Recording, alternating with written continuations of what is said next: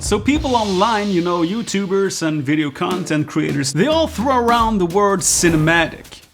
I wanted to take this video and together explore what is actually cinematic and can we somehow define it. Let's dive right in. So have a look at this beauty. This is my first camera ever. I bought this from my father back in the day. It's a mini DV camera. So when I went around and shot my little movies with this camera and then looked at the footage afterwards, I always wondered, why does my video look so cheap and bad compared to the movies?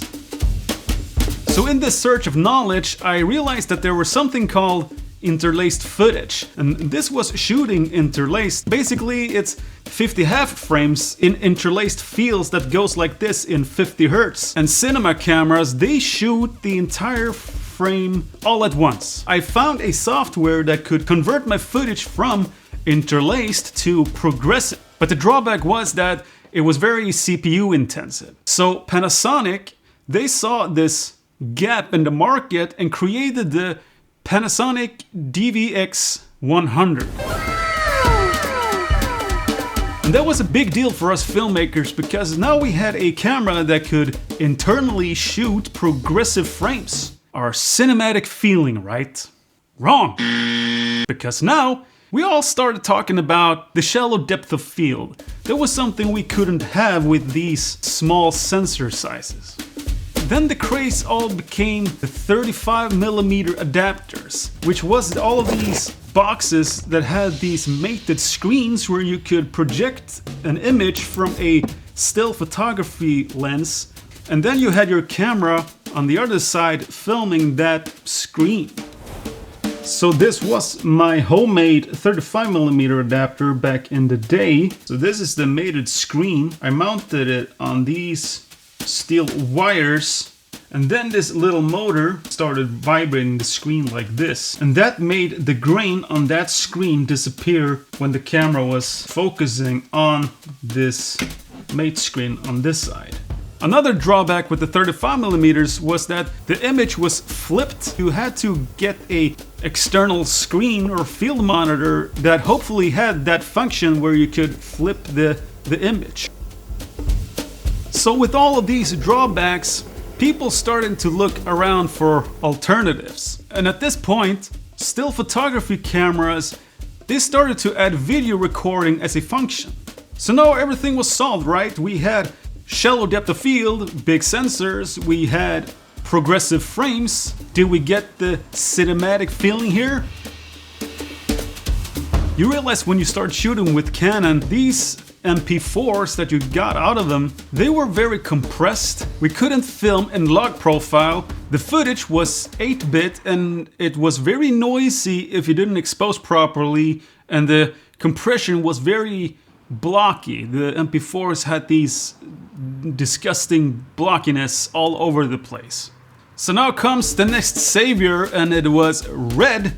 And I remember so clearly, I got some test footage from a friend of mine in the business, and I remember when I took this test footage into my computer to just try it out and play with it, I realized looking at this red footage and going, this looks terribly mundane.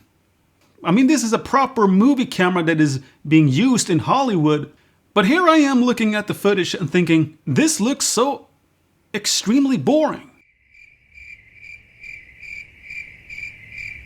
So now it started to dawn on me that the cinematic feeling might not have so much to do with the camera. Around the same time I was playing around with that red footage, I think we used a Ursa Mini from Blackmagic, and then I went online and looked at what people was making with the Panasonic GH5 in combination with proper understanding of grading.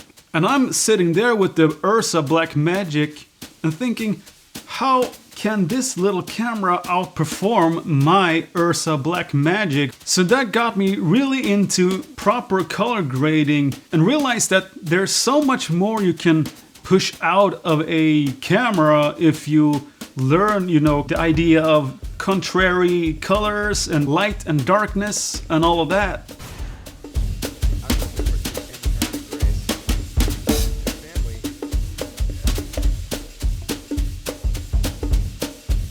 So this has been a long journey for me to arrive to this conclusion that if you can control what's in front of the camera, you can get away with basically any camera at all. For example, right now I'm recording this on a pretty cheap DJI Action 4, but I'm lighting myself with these large softboxes. I'm bouncing light in the ceiling with this to get a hair light, and this room is also filled with a little bit of haze. So all of these things I'm doing here can make this little action camera look a lot better. So to conclude, what is cinematic? Today it's not so much about the camera anymore. It's more about what you put in front of your camera in terms of, you know, lighting, set design, acting, location, and also the idea of color theory, complementing colors in your image, how you grade it, the play between darkness and light. That's what essentially is the cinematic feeling. I hope this makes some sense, and if you got any questions for me, let me know in the comment section. That's all I have for now. I'll see you in the next one. Bye!